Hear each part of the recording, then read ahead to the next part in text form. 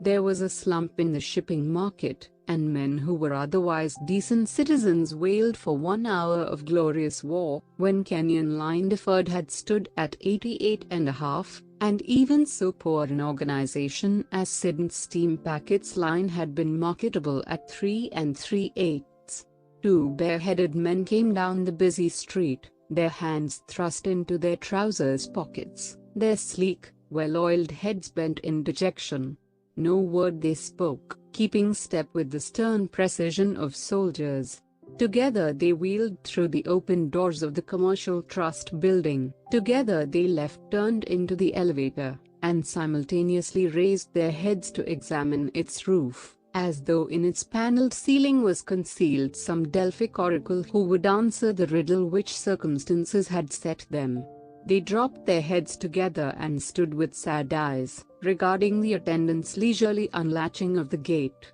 They slipped forth and walked in single file to a suite of offices inscribed Paul Brothers, Brokers, and, beneath, the United Merchant Shippers Corporation, and passed through a door which, in addition to this declaration, bore the footnote Private. Here the file divided, one going to one side of a vast pedestal desk and one to the other.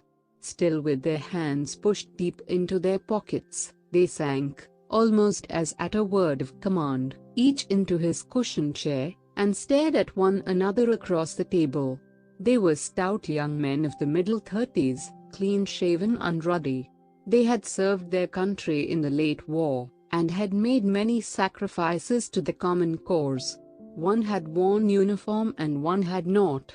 Joe had occupied some mysterious office which permitted and, indeed, enjoined upon him the wearing of the insignia of captain, but had forbidden him to leave his native land. The other had earned a little decoration with a very big title as a buyer of boots for allied nations. Both had subscribed largely to war stock, and a reminder of their devotion to the cause of liberty was placed to their credit every half year. But for these, war, with its horrific incidents, its late hours, its midnight railway journeys by trains on which sleeping berths could not be had for love or money, its food cards and statements of excess profits, was past. The present held its tragedy so poignant as to overshadow that breathless terrifying moment when peace had come and found the firm with the sale of the ferry line of cargo steamers uncompleted, contracts unsigned, and shipping stock which had lived light-headedly in the airy spaces, falling deflated on the floor of the house. The ferry line was not a large line. It was, in truth, a small line. It might have been purchased for £200,000, and nearly was. Today it might be acquired for £150,000, and yet it wasn't. "Joe," said the senior Mr. Paul, in a voice that came from his varnished boots, "we've got to do something with ferries." "Curse this war," said Joe in cold-blooded even tones. "Curse the Kaiser. A weak-kneed devil who might at least have stuck to it for another month. Curse him for making America build ships. Curse him for—" "Joe," said the stout young man on the other side of the table, shaking his head sadly, "it is no use cursing, Joe. We knew that they were building ships, but the business looked good to me. If Turkey hadn't turned up her toes and released all that shipping, curse Turkey," said the other, with great calmness. "Curse the Sultan and Enver and Talat, curse Bulgaria and Ferdinand, put in one for the Bolsheviks, Joe," said his brother urgently, "and I reckon that gets the lot in trouble. Don't start on Austria, or we'll find ourselves cursing the Yugoslavs." He sighed deeply, pursed his lips, and looked at his writing pad intently. Joe and Fred Paul had many faults, which they freely admitted, such as their generosity, their reckless kindness of heart, their willingness to do their worst enemies a good turn, and the like. They had others which they never admitted, but which were none the less patent to their prejudiced contemporaries. But they had virtues which were admirable. They were, for example, absolutely loyal to one another, and were constant in their mutual admiration and help. If Joe made a bad deal, Fred never rested until he had balanced things against the beneficiary. If Fred in a weak moment paid a higher price to the vendor of a property than he, as promoter, could afford, it was Joe who took the smug vendor out to dinner and, by persuasion, argument, and the frank expression of his liking for the unfortunate man, tore away a portion of his ill-gotten gains. "I suppose," said Joe, concluding his minatory exercises, and reaching for a cigar from the silver box which stood on the table midway between the two, "I suppose we couldn't hold billing to his contract. Have you seen Cole about it, Fred?" The other nodded slowly. "Cole says that there is no contract. Billing offered to buy the ships, and meant to buy them, undoubtedly, but Cole says that if you took Billing into court, the judge would chuck his pen in your eye." "Would he now?" said Joe, one of whose faults was that he took things literally. "But perhaps if you took Billing out to dinner, Fred, he's a vegetarian." Joe he reached in his turn for a cigar, snipped the end and lit it. "And he's deaf." "No, we've got to find a sucker, Joe. I can sell the Fairy May and the Fairy Belle, they're little boats, and are worth money in the open market. I can sell the wharfage and offices and the goodwill." "What's the goodwill worth, Fred?" "About 5 pence net," said the gloomy Fred. "I can sell all these, but it is the Fairy Mary and the Fairy Tulu that's breaking my heart. And yet, Joe, there ain't 2 ships of their tonnage to be bought on the market. If you wanted 2 ships of the same size and weight, you couldn't buy 'em for $1 million, no, you couldn't. I guess they must be bad ships, Joe." Joe had already guessed that. "I offered 'em to Sadler, of the White Anchor," Fred went on, "and he said that if he ever started collecting curios he'd remember me. Then I tried to sell 'em to the Coastal Cargo Line, the very ships for the Newcastle and Thames River trade, and he said he couldn't think of it now that the submarine season was over.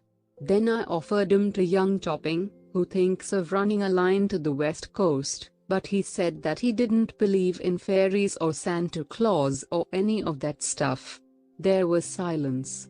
"Who named 'em Fairy Mary and Fairy Tilda?" asked Joe curiously. "Don't let's speak ill of the dead," begged Fred. "The man who had 'em built is no longer with us, Joe. They say that joy doesn't kill, but that's a lie, Joe. He died 2 days after we took him over, and left all his money, all our money, to a nephew." "I didn't know that," said Joe, sitting up. "I didn't know it myself till the other day, when I took the deed of sale down to Cole to see if there wasn't a flaw in it somewhere. I've wired him." "Who, Cole?" "No, the young nephew. If we could only—" He did not complete his sentence, but there was a common emotion and understanding in the 2 pairs of eyes that met. "Who is he, anybody?" asked Joe vaguely. Fred broke off the ash of his cigar and nodded.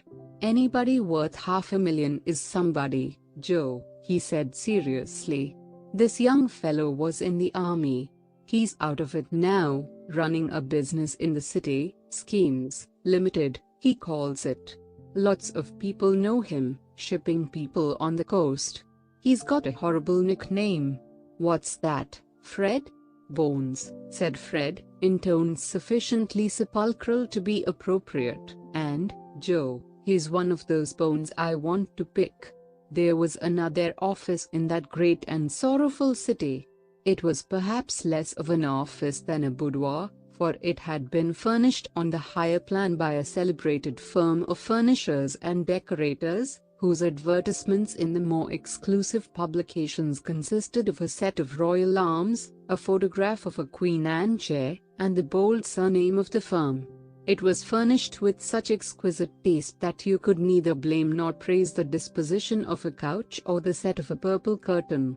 The oxidized silver grate, the Persian carpets, the rosewood desk, with its Venetian glass flower vase, were all in harmony with the paneled walls, the gentlemanly clock which ticked sedately on the Adam mantelpiece, the Sheraton chairs, the silver, or apparently so, wall sconces, the delicate electrilia with its ballet skirts of purple silk. All these things were evidence of the careful upbringing and artistic yearnings of the young man who blended for the eminent firm of Messrs. Warros, by appointment to the King of Smyrna, His Majesty the Emperor. The blank stands for an exalted name which had been painted out by the patriotic management of Warros, and divers other royalties. The young man who sat in the exquisite chair, with his boots elevated to unresting upon the olive-green leather of the rosewood writing table, had long since grown familiar with the magnificence in which he moved and had his being. He sat chewing an expensive paper knife of ivory, not because he was hungry, but because he was bored. He had entered into his kingdom brimful of confidence and with unimagined thousands of pounds to his credit in the coffers of the Midland and Somerset Bank.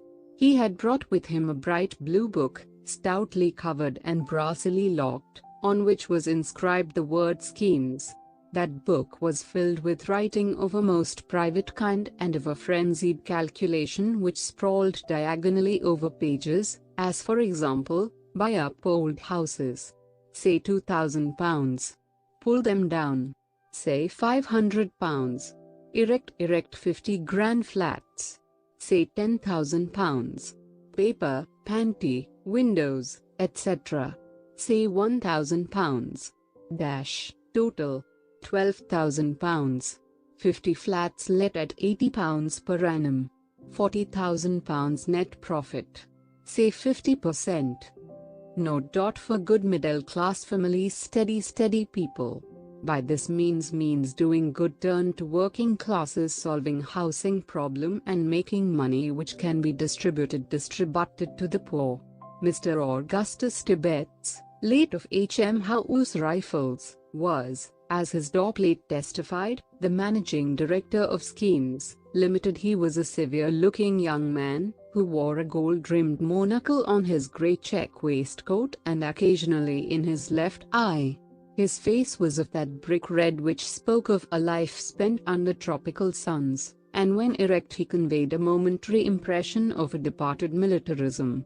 He uncurled his feet from the table, and, picking up a letter, read it through aloud. That is to say, he read certain words, skipped others, and substituted private idioms for all he could not or would not trouble to pronounce.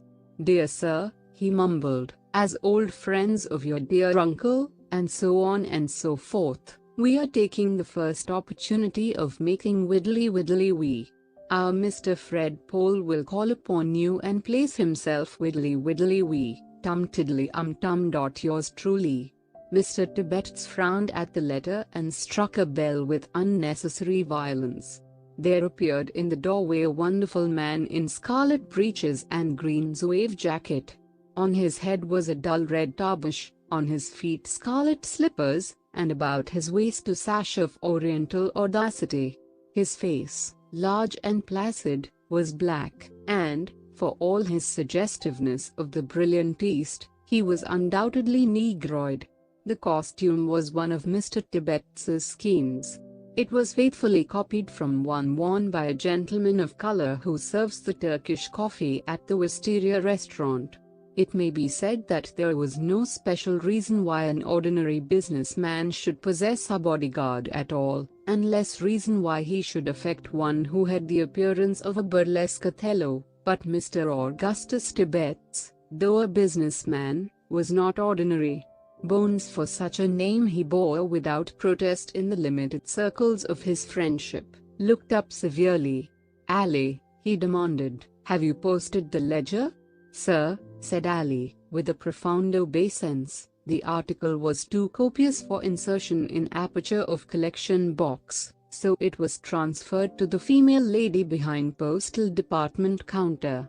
Bones leapt up, staring. "Goodness gracious! Heavens alive, you silly old ass, you haven't posted it in the post." "Sir," said Ali reproachfully, "you instructed posting volume in exact formula. Therefore I engulfed it in wrappings and ligatures of string, and safely delivered it to posting authority." Bones sank back in his chair. "It's no use," No use, Ali, he said sadly, my poor uncivilized savage, it's not your fault. I shall never bring you up to date, my poor silly old josser.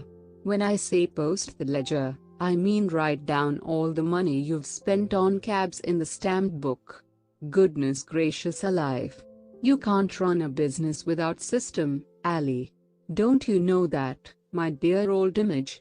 How the deuce do you think the auditors are to know how I spend my jolly old uncle's money if you don't write it down, hey?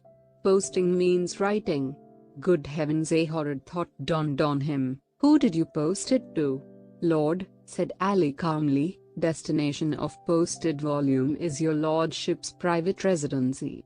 All's English education had been secured in the laboratory of an English scientist in Sierra Leone, and long association with that learned man had endowed him with a vocabulary at once impressive and recondite. Bones gave a resigned sigh. I'm expecting, he began, when a silvery bell tinkled. It was silvery because the bell was of silver.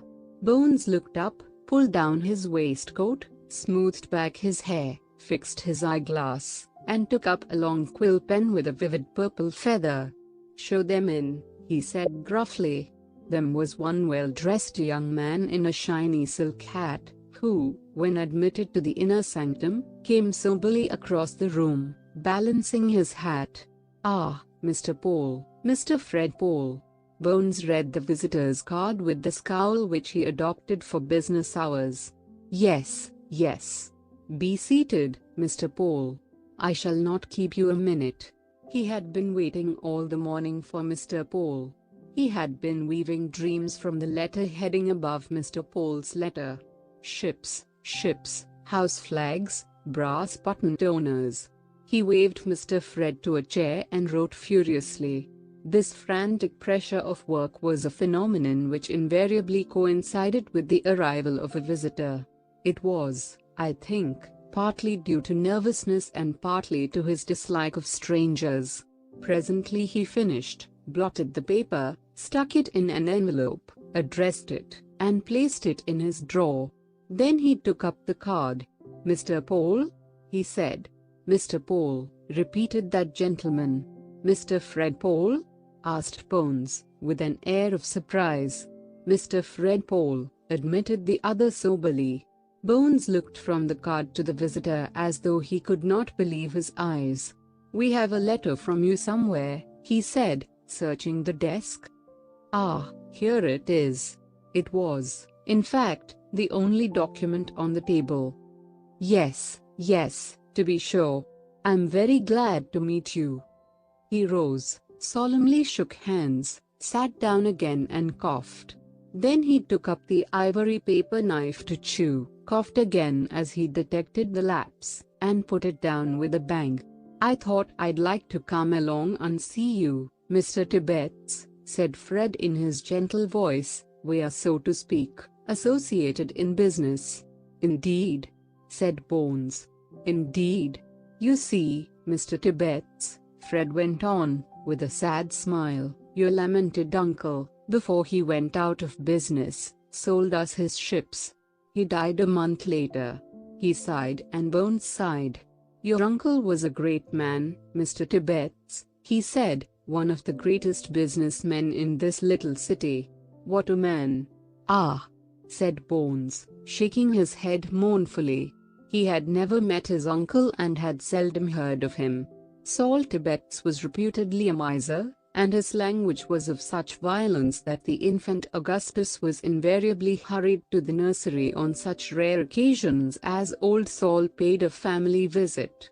His inheritance had come to Bones as in a dream, from the unreality of which he had not yet awakened. I must confess, Mr. Tibbets, said Fred, that I have often had qualms of conscience about your uncle, and I have been on the point of coming round to see you several times. This morning I said to my brother, Joe, I said, I'm going round to see Tibbets. Forgive the familiarity, but we talk of firms like the Rothschilds and the Morgans without any formality.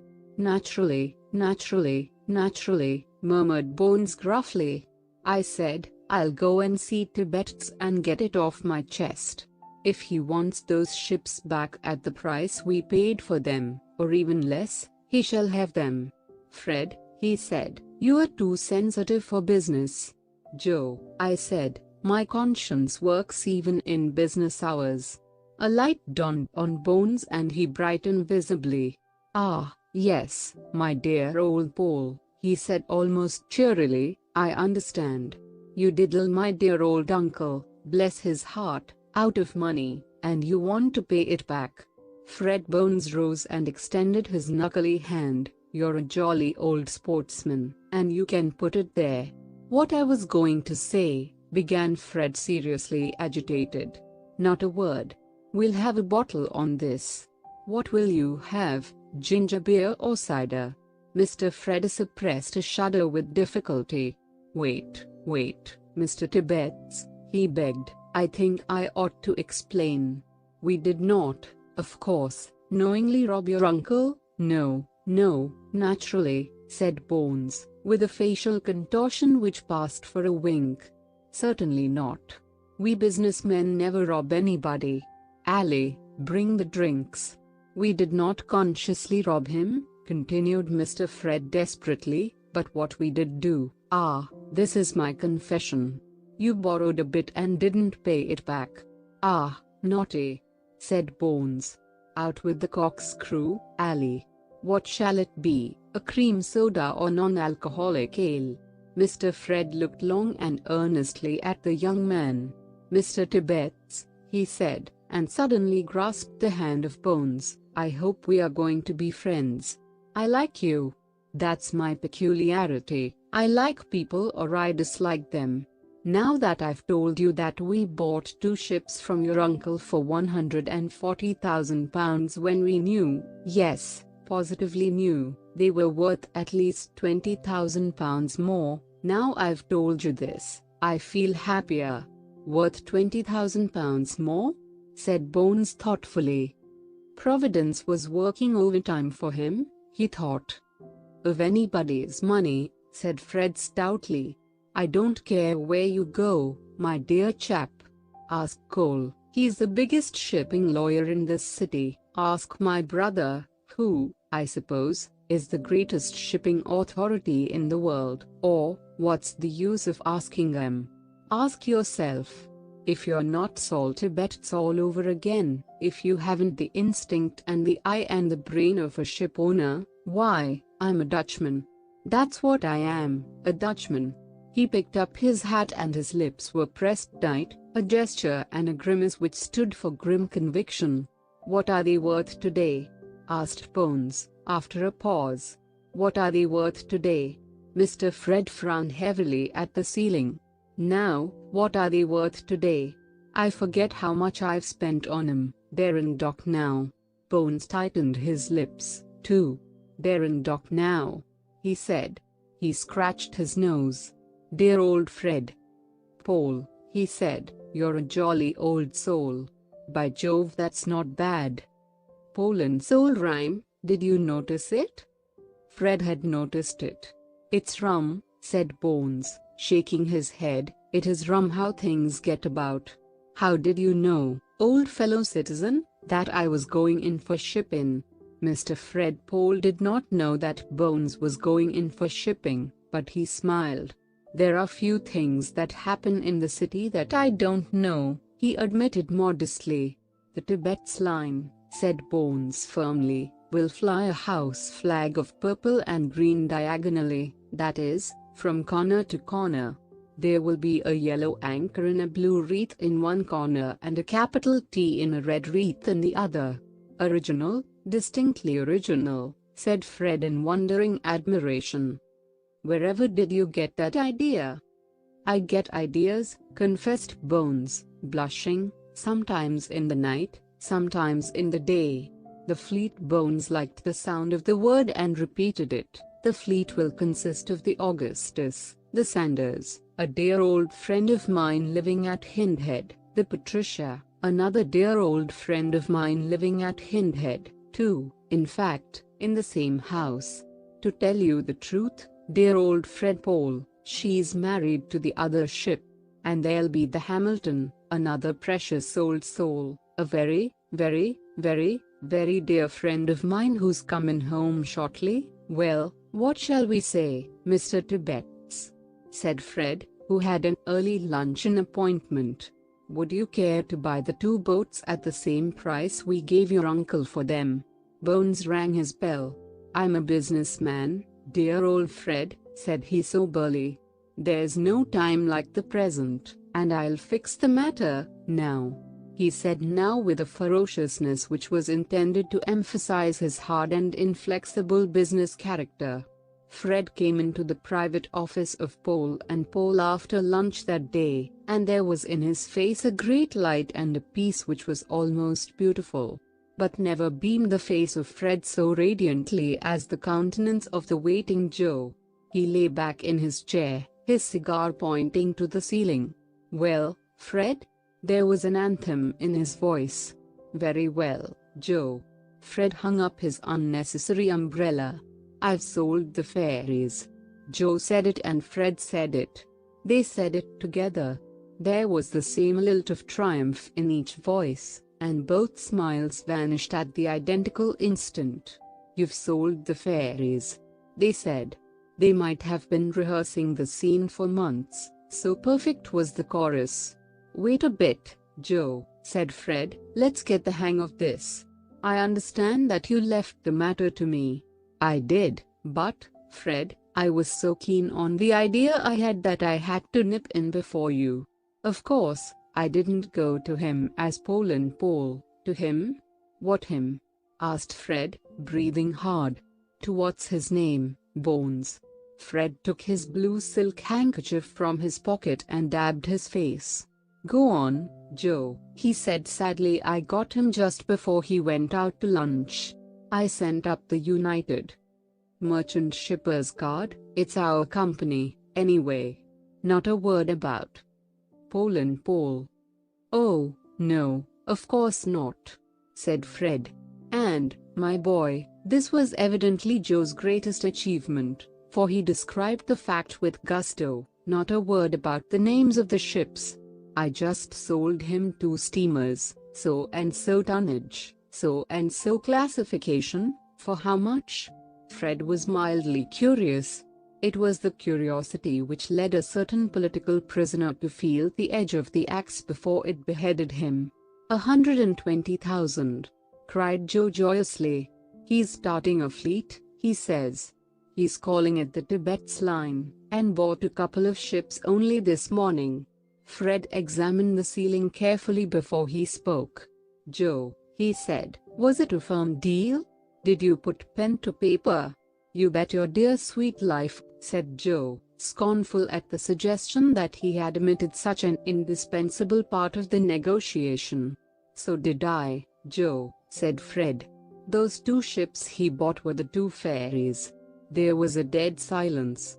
Well, said Joe uneasily, after a while, we can get a couple of ships. Where, Joe?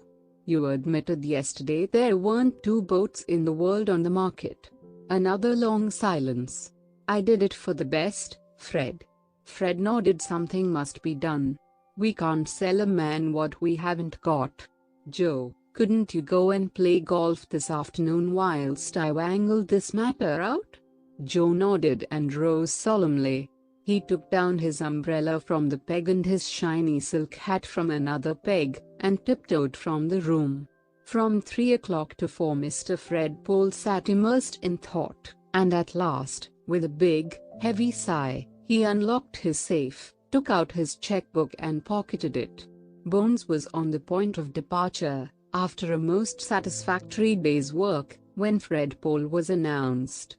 Bones greeted him like unto a brother, caught him by the hand at the very entrance and, still holding him thus, conducted him to one of his beautiful chairs.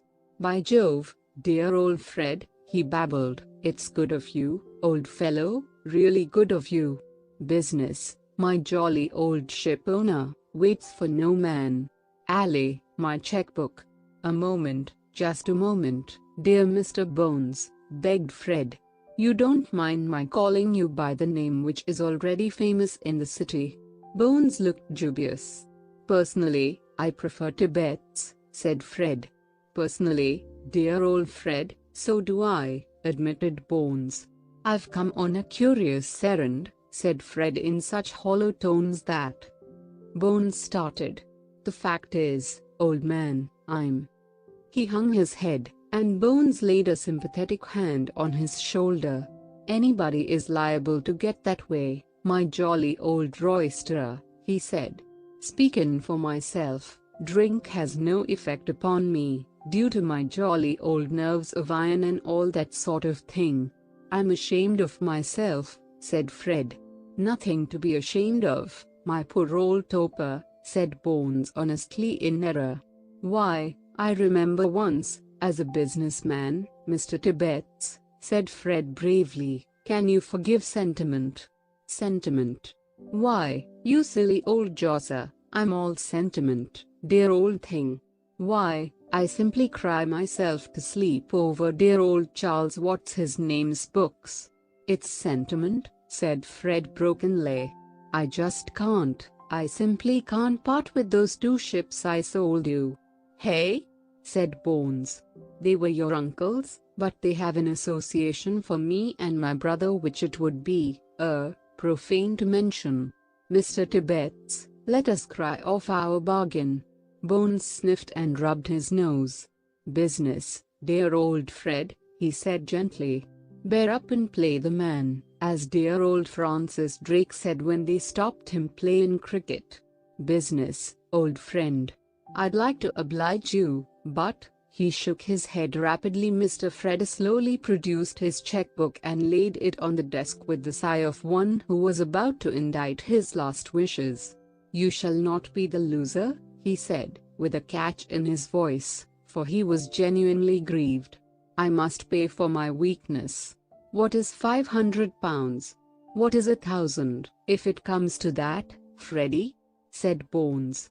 "Gracious goodness, I shall be awfully disappointed if you back out. I shall be so vexed, really." "750?"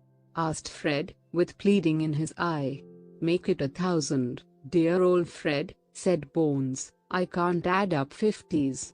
So in consideration," as Fred wrote rapidly and Bones signed more rapidly, "of the sum of £1,000, say £1,000, the contract as between N.C. and C. was cancelled, and Fred became again the practical man of affairs."